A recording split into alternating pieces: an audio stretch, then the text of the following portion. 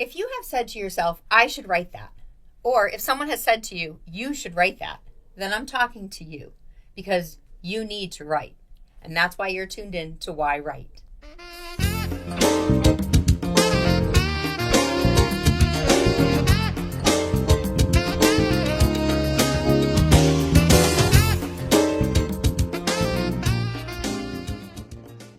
Hi, welcome to yWrite. I'm your host, Angela Grout. And once again, thanks for tuning in to an episode of talking about writing, talking about why writers are writing, what they're writing, and hopefully it will inspire you to decide what you're going to write and why you should write your story. Today, I have a guest on the show who wrote a book that literally the topic is like happiness, humility, and we're going to talk to him about how he handwrote this book because it's really important to share the wisdom that we have. The gentleman that I have in today is a child of God like all of us. He has a mission in life to spread God's love, and he has uncovered the secret joy of practical humility. And I'm going to boast for him.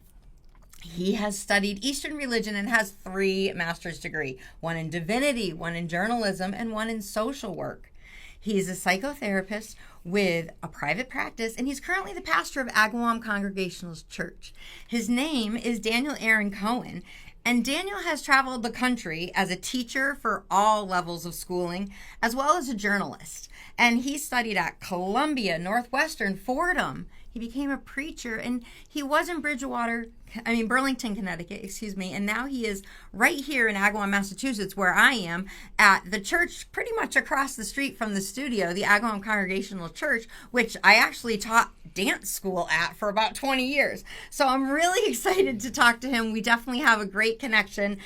He is the author of It's Not All About You, and it's called the Happiness Through Humility series. And I want to welcome to the show Pastor Daniel Aaron Cohen. Hi, thank you. It's my pleasure to be here. Thank you so much for coming in. And I did some boasting for you, as you said. Because I'm like, 3 master's degrees. I mean, you've done a lot of studying between the journalism, the preaching, the teaching. You have a lot of experience there for writing. Mm-hmm. So did you always think you would write a book?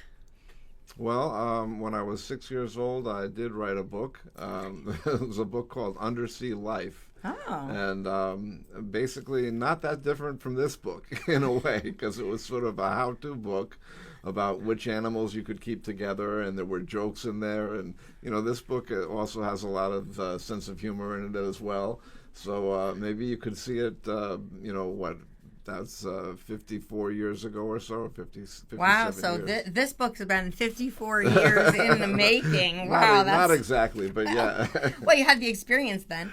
I have to share this book I read. I mean, it came to me, and, it's quick read, but it's also can be a journey, a reading that's a journey, because you can kind of take each chapter and read it, digest it, sit back, wait a week, and read another one, I definitely, after I read about halfway through, I was like, this is a book that I almost would want to be like your daily meditation. Like you're going to read a chapter.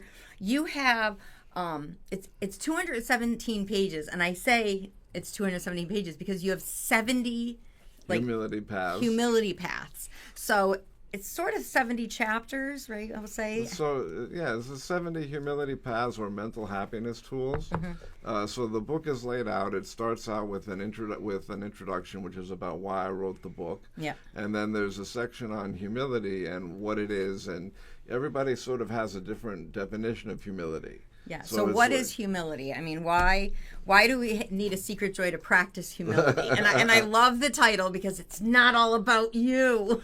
Right. So it's my definition of humility is that it's 3 things. That it's first putting yourself in perspective, which is not to think too high, too low, or too often of yourself. Mm-hmm. And by my definition, therefore, you can't be too humble. But that's because it includes not thinking too low of yourself. Yeah. Right. And then that's one part. But then there's 2 other parts of the definition. And the second part is accepting everything you don't like about life but cannot change. And the third part is being thankful for everything you do like.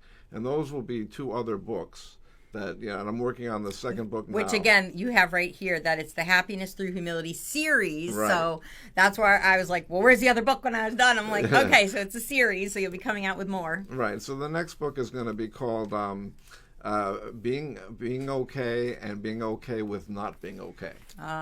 Perfect title. Love that. So I'm working on that right now. But at the same time, so going back to like what's in the book, so we have this definition of humility. And one thing that I like to also point out is the humility equation, which is that happiness is better than money, because people say that they want money in order to be happy. Right? Yeah. And you find out that a lot of times when people have a lot of money, they're not happy. Yeah. But anyway, that's what they say. So happiness is better than money, and humility is better than happiness alone, because humility will make you happy, but at the same time will make you a better person to both God and to other people. And it's funny because we really value humility in the people that we meet and that we work with. But at the same time, society, you don't see anything valuing humility, right? Yeah, everyone's boasting. That's why I did your boasting. So it's an interesting thing. So anyway, we go from that discussion of humility and why it's so important and why it will really bless you, because it grounds you. It makes you into a loving person, and it helps you to focus on. So I say that there are two basic questions that society has us asking ourselves. One is, what can I get out of life, and am I getting enough? And what do other people think of me?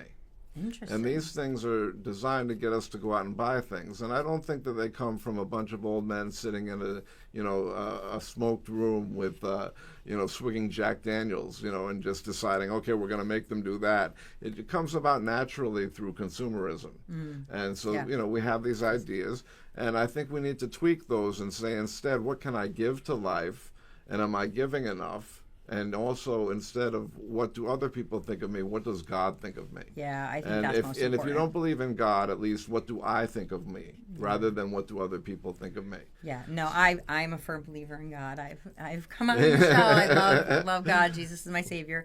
And it's definitely like, I do find, like, not only what I can do for others, but what does God want me to do? Right. And you have a chapter in here, I'll say a path in here, path 66, which is the path of obeying God. Yeah, so that's an interesting thing, right? Which is that the whole, how much God is in the book, right? So the book is basically designed, I want people to become more humble, because that will make them happier. Yeah. And it'll also make them better people. So I want that to happen. And if they don't believe in God, and my first response or my first discussion about God is, well, you know that I'm a pastor. So, do you need to believe in God to be humble? And I say, well, not necessarily, but it couldn't hurt. You know what I loved is you have, and I wrote it down. That's why I'm holding this paper, because on page 121, you talk about this, you have this story, and it really, for me, showed having that, that gift of being humiliated. Not humiliated. I'm going to be humiliated for saying that. But you talked about how when you play a game of chess, the king and the queen and the pawn at the end of the game, they all go back in the same box. They're treated equally. And I love that, because I'm like, I personally believe it. Like, I think we all came from the source. We've all come down. We all have our gifts. We're all going to do what our callings are. But at the end of the day, we're all returning the same way. Right. Well, and that's actually just an Italian proverb. So, and it's interesting because you said the king and the queen go back in the same box, so you turned it into a feminist thing. Oh. But actually, it's the king and the pawn, meaning like even the littlest. Yeah. Well, I said king, queen, and pawn. Right. Yeah, right. yeah. Even like the littlest and the biggest. Right. Yeah. No matter how big you are, at the end of the day, that's it. Mm-hmm. Yeah. I go back into the same box. I love that, and so each of the, and as you've written this, like, did you know you were going to come out with these 70 paths? No. So you just started writing them? Yeah, it actually took me 10 years to write the book. Wow. And, there were times I went back and looked at my computer, and it says 9 months that I didn't touch it. You had to wait until it came to you. But I spent a lot of time thinking there's nothing like it. I mean, really, about humility. Yeah. Most of the books about humility are religious, and they have some stories about humility or in the Bible, but they don't go through this in sort of this scientific approach. My dad was a scientist. And so what I did was I started thinking about all of this and gathering all this information and coming up with these ideas and then figuring out, okay, and I came up with about 120 paths. Wow. But the other ones will go into these other books. Wow. Yes. And the way you have each chapter, I'm going to call them chapters right now, but you have a story that you share a lot of times, like, and it's a personal story, whether you're talking about when you were golfing or having road rage, and, and you're sharing, a personal glimpse into your life that we can relate to. Then you bring it into a little bit more of, I'm going to use the word biblical, a little bit of a biblical sense, but because you're trying to show where the humility comes from and how to gain that. And then you have an exercise. Right. So each one of those. So let me get back to finally the structure of the book.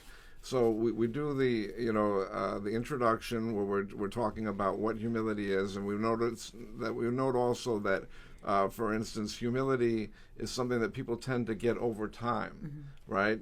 So Mark Twain has this quote that he says, when I was 14, my father was an idiot, but when I was 21, I was amazed to see how much he'd grown in 7 years. Yeah, isn't that amazing with kids? Right. So of course the joke is that he grew in 7 years much more than his father probably did, because he went from 14 to 21 and his perspective changed. And I know too that there's a lot of commonality between what I do and what AA does with its 12 steps. In fact, AA founder Bill Wilson says that the key to overcoming addiction is humility. But it's interesting because the people in it's hard to get people in AA to buy into the book sometimes, or at least the organization, because everything's supposed to be anonymous. And I tried to get them to, promote the book, and they said no, they wouldn't do that because we just don't believe in that. Which is a shame, because it could be really useful especially for people who, and I know people who are in AA groups who find it really valuable. So anyway, after that section about what humility is and a definition of it, and why it's so important, there's a section about why we're so far away from it as a society. And then after that section, there's the 70 paths, and that's the meat of the book. Yes. And it starts out, the first 16 paths are really good for helping you get along with people. Things like recognizing other people are other me's. Recognizing that if you had been through the exact same thing that they'd been through and had their DNA, you would be behaving the same way that this person that's getting on your last nerves is. And, that helps you relax and say, okay, maybe I don't have to be mad at them. And the paths of forgiving, paths of, not judging. One of the things I really like about the not judging is, I've got, I think, 5 different paths on reasons not to judge others. And, that doesn't mean that you don't evaluate. Right. But not judging is more like condemning and condemnation. And the one I like the best that always gets to me is this. Even if you're correct that you're more spiritually advanced than the person you're dealing with, they may be living up to their potential more than you're living up to yours. Yes. So it could be that they're a 2, but they're acting like a 4. And it could be that you're a 7, but you should be a 9. So that humbles me and reminds me that, I may be further along in my spiritual journey, but I may not be living up to my potential, given what God has put into me. No, and everyone is at their potential where they're supposed to be at that time. That's we were all at the exact potential at all the time. That's the one thing I love about the world, is that there's so much diversity, because if we were all the same, it'd be a boring place. So when you have all these different personalities and, all this stuff, it makes you humble to say, I'm not the most important person in the world. God has created everybody in his image. So it's like, wow, they're in their image. They're in their image. That's the story you had about the road rage it was a good story, because I try to do this. So if someone's having, road rage on the road, well, first I'll make a little joke that, it doesn't make me want to drive faster if you're tailgating me. It makes me want to see what your insurance policy's like. No, I'm kidding. But seriously, like if I'm with someone in the car, they're like, oh, look at that guy, he's driving terrible, and what a jerk, can I say that? I don't know. Beep that word out. But like sometimes I will literally say, oh, they must be rushing to the hospital. Their father's on their last breath. Oh, that's beautiful. Do you know what I mean? Like trying to think why they would be in such a hurry, like why they might be angry in their car, or, trying to think about that. And then I try to do this. Sometimes I do get a little upset, but I just try to say a prayer for them. Like, I hope he makes it in time. I hope he gets there safely. But on the other hand, it's like, I want everyone to drive safe, but it's another twist on that road rage, and it does give you a sense of humility instead of judging someone to saying, well, why do you think they might be doing that? And like you said, when you hear someone's journey of what they've gone through, then you resonate a little bit more and you understand why they might be that 4 or they're 7 or, where they are on their spiritual level, their journey in life, or, whatever it is. So it's very telling about how your book is written, because you have these paths that you don't have to necessarily follow in order. Like you don't have to read the book in two. That's it's the book. I have it on as an audio book as well, and as a print version. But I like people to get the print version, because what you really want to do with this book is, if there's 3 out of those 70 paths that really resonate with you right now, and they're really things that you want to be remembering. Yeah. Right. You dog ear those and you go back to them and you read those again. And some people have said that they've read a book several times. Yeah. I've had great responses to the people that have bought the book or that I've given it to. I use it in my psychotherapy. So, it can be a great thing to help you with sort of anxiety and depression. Definitely. It's just these 70 paths, right? They're mental happiness tools, and they're ways of looking at at life differently. And some of them will resonate with somebody, and some of them will resonate with someone else. Yeah. It'll be, and that's how it is. So I want to talk about some of the appendixes that you have Sure. in here, because I think it's very cool. Like I am a fan of having them in there. And one thing I'll share is, in my book, An Angel's Journey, I have the prayer, the Desiderata, and you have it in yours. And I was like, oh, we have the same prayer in our book. Right. Was it difficult? Okay, I'm going to jump ahead. Where did you get this published? So this is actually self-published. Okay. But it's available, we're going to talk about that later, but it's available on Amazon. Okay. And it's because the reason why I asked is, when I was publishing this, it came back that, like, I think it was through the Library of Congress. Like, if you're using quotes from another book, you have to make sure you have your sources and things like that. And when putting the Desiderata in, it definitely kind of pulled it back a little bit, because I needed to get a little, I had to put in that it was written by Max Efron. I think that's the... Yeah.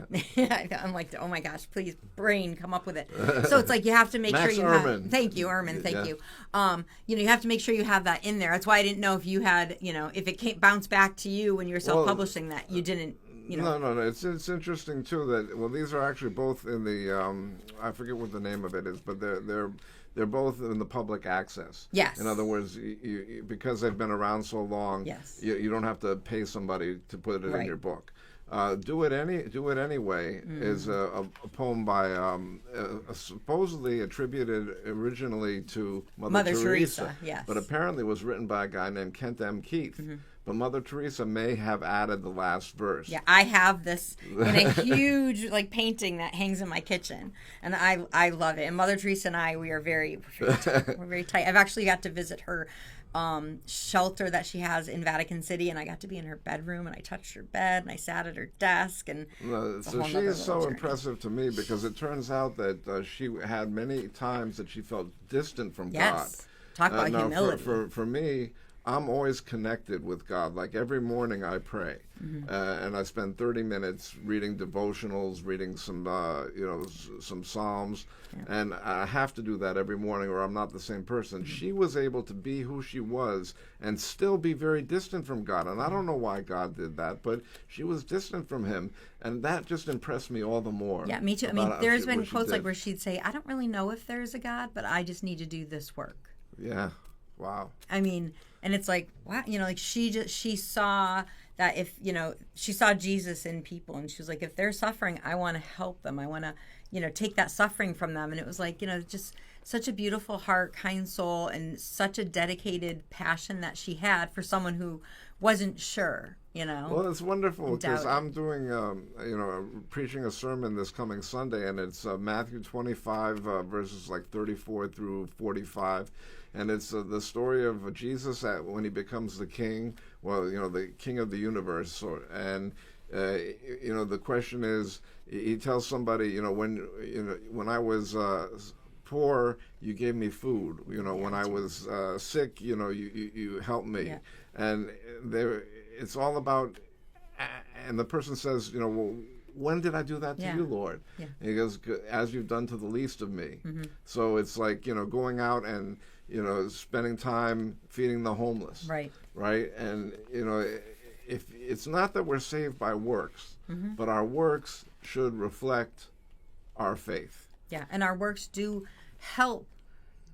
I want to say help save others also when you don't even know. I mean, even like when I talk about the road rage, like the person in the car next to you who's just having a really bad day, and and it's been me, in the car crying, having a bad day, and you just look over and they smile at you, and all of a sudden it just changes your whole perspective, and it's like, what are they so happy about? And of course, I smile back. They don't need to know why I'm, having this moment in my car.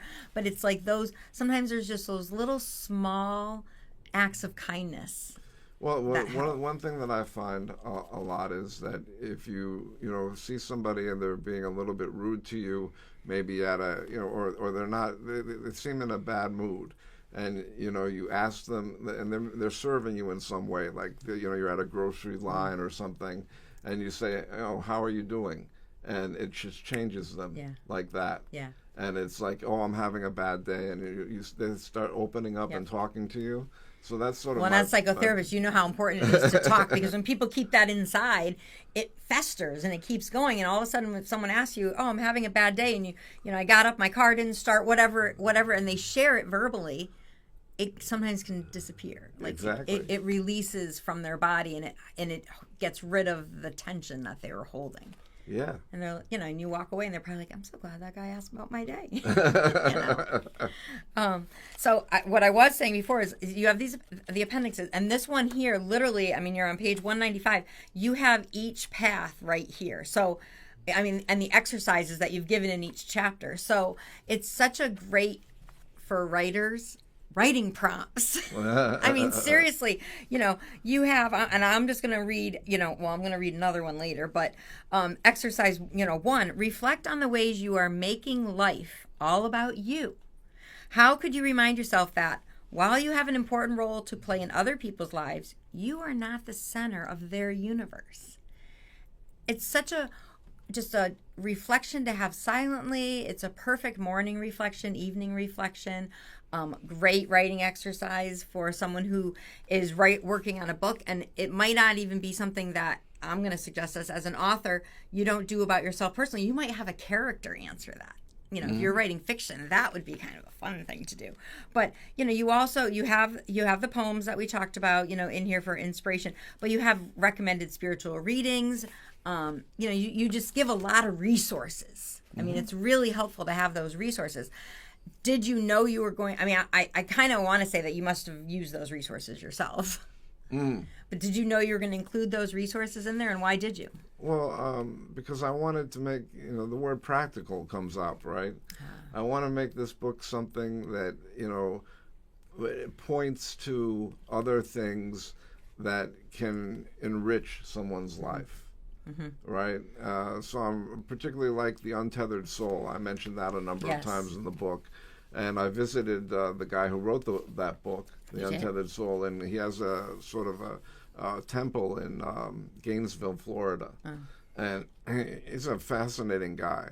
So it was really, it was nice to be able to include, his book, because his book meant a lot to me. Mm-hmm. Reading outside of the Bible, reading The Untethered Soul made the most difference in my life. In terms of how I look at things. And he focuses on things like how we are not the voice in our head because we hear the voice, so we can't be the voice. So that's where his starting point is. But he's a spiritual teacher, and he's pretty deep. So that was one thing. One thing I'd like to read, though, is somebody's this one quotation that I got And so in the back, there's also a list of quotations. And these quotations are just something you can make a copy and put on your refrigerator. I feel like I'm going to see them in front of the Algonquin Congregational Church on some board. I probably should, but this is the one that blew my mind. Okay, yeah. Because this one is coming from a concentration camp victim. Oh. And she left this behind. And I say she because it was a women's concentration camp in Germany. Okay. And this is what she left behind somehow. I don't know if she wrote it on the wall or what. But it says, "O Lord, remember not only the men and women of good will, but all those of ill will. But do not remember all the suffering they have inflicted upon us. Remember the fruits we have bought thanks to this suffering, our comradeship, our loyalty, our humility, our courage, our generosity, the greatness of heart which has grown out of all this. And when they come to judgment, let all the fruits we have borne be their forgiveness." Wow. So if she can forgive them, who am I not to forgive somebody who insulted me? Yeah, that's kind of upsets my stomach. That. Sorry. but I'm thinking about concentration camps and what she went through, but at the same time, the humility that she has and the forgiveness that she has and the love. So, yeah, beautiful. So, you read that quote, which inspired you, but now you have people leaving you reviews online and writing reviews, which is wonderful because it's such a great way to promote your book. And, Colette Anderson wrote a beautiful review talking about, how your writing is so clear and engaging. And, it just, as I've been saying, it helps you to reflect on your own attitudes. And she said, if you're looking for an insightful read that will help you develop your humility, it's not all about you is the read. So it's so great when somebody, reads the book and markets it to other people, because marketing it, as you know, is difficult. Yes. Writing is one thing, publishing is another thing, and then writing, getting some people to market it and say, hey, this is a good book, read it. Yes, it's a wonderful thing, and I mean I get so many strokes in my life right now. It's as a pastor, you preach a good sermon and people tell you how wonderful it is and they love you, and the trick is to not get a big head. Right. Stay right here. Keep reading this every day. You gotta stay humble, because when you're humble, you're grounded, you're relaxed, you're appreciating everything. When you get a big head and people get famous and stuff, a lot of times they become famous because they're insecure, and then they become famous and then it's never enough. Right. And it's they just need all this attention all the time, and that's not where you want to be. And you want to develop your relationship with God or your higher power, so that you really want to look to Him to be the one who gives you the validation. Absolutely. And not so much other people, but I must say I love it. It's great that when people say great things about my book, I really appreciate that. But at the same time, I don't want my ego to become, as big as a state. And a lot of times writers, when we are writing, we sometimes have to give ourselves that ego, give ourselves that confidence of saying, I can do this and, get it done. But it, even though it's an individual project and it's a lonely project, sometimes, writing it, once you share it, it starts, to become more than, what it just was to us privately. Right, and I'll tell you sort of the journey as far as like publishing goes. I originally put it out as an audiobook. And, I went through I wrote the book. Did you record it in a studio or did you record? Okay. Yep, I wrote the book and then I went to a studio and recorded the book. And the reason I did that was because I wanted to get a publisher, and it had been 10 years, as I said, since I started the book, and the publishing industry had changed. And I thought, you write a really good book, and then you get an agent, and then you get, a publisher, and then that's how it goes. But it turns out that to write a nonfiction book nowadays, you have to have some kind of platform if you want to get it published. In other words, they're more concerned with how many people you have on Facebook that are following 100%. It's crazy. And it is crazy. They don't care really about the content of the book. They care about the followers. Obviously, somewhat they care about the content, but they mostly want the followers because they want to be able to sell the book. Want the money. Yep, and really what people don't realize who are not in the business is that they they don't really promote the book that much. They want the author to promote the book. 100%. Right. So they want you to come in with that, and I didn't have that. So I said, well, I'm going to, what I found out is if I self-published, it was going to be hard to get a regular publisher, or harder. Yeah. And but I was told that if I did an audiobook, that would be okay and that wouldn't get in the way. So I did the audiobook, and then I tried to get on social media, and I got, a few hundred followers or whatever, but it never got to the point where I had tens of thousands. Yeah. And that's what apparently I needed. And then I said, you know what, I'm just going to self-publish the book. And I did that, and I had this woman, Jane Friedman. She has a list of different things, she's amazing. Different people that can help you. Like the cover turned out to be really nice. I don't know if you can see that. You have all the leaves. It's just beautiful, and so the different shades. So I talked right, and I kind of see those as like the different paths to humility. Yeah. And it just anyway. Jane Friedman, she's an expert on publishing. And she will give you like a sheet for free. Yep. That will tell you about different people who you can help you with different things. And one of the things was to do the cover. And then it turned out that I thought, okay, now I'm going to do the print version. That's going to be a slam dunk because I've already written it. And then it turns out that you have to actually spend a lot of time and a little bit of money getting somebody to help you do the inside of the book to make it look nice. Formatting, yes. Right, and formatting. So, then you'd go with them, and then they'd send it to you, and you'd proof it, and then you'd send it back to them. And it wasn't easy, but at the same time, you think self-publishing isn't the same as regular publishing, but in some ways... It's similar because you're marketing the same way. Right. And not only that, but I mean, nowadays, because I had gone through 2 times where I had started books, but I had written like book proposals earlier on in my life. And it's like this time I was like, no way am I going to not make this a book. Yeah. And, the joy that I get from giving this book away, I get people to come to my church because I give the book to them. Wow. I get, people to read the book, and I don't have to be there with them helping them. Yeah. I can just give them this nugget that I've created that's going to blow up in their minds and create a difference in them. I think it'd be a good Bible study book, a book to use in a Bible study. And like you mentioned, you said about it could be like a daily devotional, right? So one day, I probably will write a daily devotional. I've got 70 there. I've got another 50. So if I can turn that into, 365, I can make a daily devotional. I love the passion. I love the drive. We're going to keep going. Or what I'd like to do is make, and somebody's actually working on creating an app using this with like really digging down into a few of the paths and talking about all the different ways you could use exercises with it. And I'm thinking of creating courses and all of that. But all of that is kind of on hold now because I just started being the pastor full-time at Agawam Congregational Church, and I've had to hold off on the promotional part. No, I totally understand.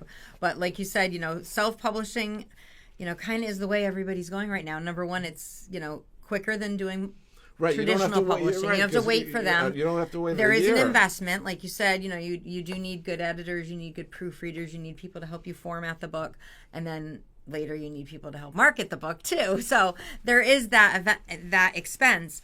Traditional publisher definitely would take care of some of that, not necessarily the marketing end of it, but they definitely, there's good and bad with both. But if you really want to get your book out, then but it's hard to get a traditional publisher. It's very difficult, and they only take so many per year. Right. And like you said, they're really going to go after the people who have the followers. Right. So, where can people get this book? Where can they hear your audiobook, and where can they buy this book? So the audiobook is available on Audible and also on some other platforms. If you look at you can go to my website, which is danielaaroncohen.com. And that'll help you. But also, Amazon has the book, so that's where most people get it. Barnes & Noble has an agreement with me that if somebody orders the book at any Barnes & Noble, they can get the book there. Nice. If they prefer. Yep. But it's not in the stores. Yeah, I have the same regularly. thing, yeah. I'm on the Barnes & Noble website, but not in their stores. But if you request it, they get it for you. So it is interesting how you have to figure all that out as an author. So, but, this has been very informative, I think, for a lot of the writers and readers out there. So thank you so much for coming on the show. I really appreciate it. Oh, my pleasure. Thank you. All right. And I want to thank you, the listening audience, for tuning into yWrite every week. And, hopefully this has been yet another episode where you're inspired to figure out, what you might be able to share with the world, however you're going to share it, whether you're going to write a book or give a speech or write a memoir or just like a couple letters to your family. This is the time in the program I want to give you a writing prompt. And I'm actually taking a writing prompt from Daniel Cohen's book, which is from Path 20. And I think this will be a really fun one. It's the path of comparing ourselves to others who gave more. And, right now, especially in this time, and we've been talking about, in the news, you talk about Charlie Kirk and all these things. And there are people who are spiritual giants. And I want you to ask yourself, in what small way could you be more like them? And what the writing prompt is make a list of these giants in your life, whether it's spiritual, whether it's, if you're a basketball player and, you have a idol that's, a great basketball player, write down what they have that, you could mirror. And, some way, in a small or big way, how can you mirror what they're doing? And, it just kind of will humble yourself to say, I want to be more like them, because I'm not, it's not all about me. It's not all about you. So, again, thank you for tuning into yWrite. Happy writing. Go set your timer for 10 minutes, and I will see you the next show. Have a great day. See ya.